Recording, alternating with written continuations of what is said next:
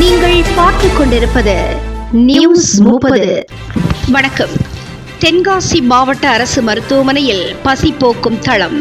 தென் Pothigai trust இணைந்து பொதுமக்களுக்கு அன்னதானம். தென்காசி மாவட்டத்தில் பசி போக்கும் தளம் தென் பொதிகை டிரஸ்ட் இணைந்து கடந்த 6 வருடங்களாக ஆசிரமங்கள் மற்றும் அரசு மருத்துவமனைகளில் அன்னதானம் நடத்தி வருகின்றார்கள். இந்த நிலையில் தென்காசி அரசு மருத்துவமனையில் மாதம் அமாவாசை அன்று 1000 பேருக்கு மேல் அன்னதானம் வழங்கி வருகின்றார்கள்.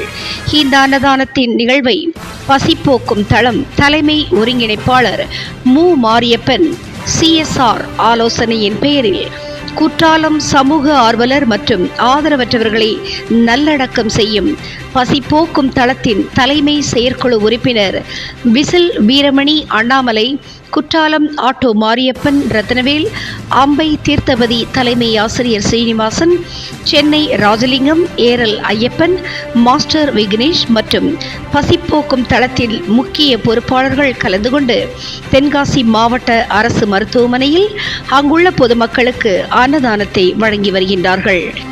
இதனை அப்பகுதி பொதுமக்களும் சமூக ஆர்வலர்களும் பாராட்டி வருகின்றார்கள்.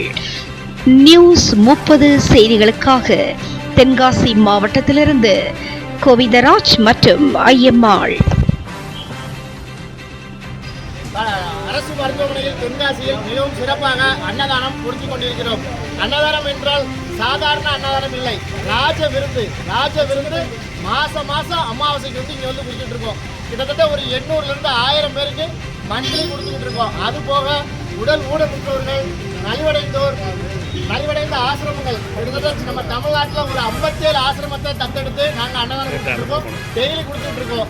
இது எப்படி சாத்தியம்னு பார்த்தீங்கன்னா, சாதாரணமாக ஒரு வாட்ஸ்அப்பில் வீடியோ வச்சோம், ஒரு 2 பேர் வீடியோ வச்சோம், அதை அப்படியே பகிர்ந்து எண்ணற்ற உள்ளங்கள் எங்களோடு இணைந்து இந்த அன்னதானத்துக்கு உதவிக்கிட்டு இருக்காங்க.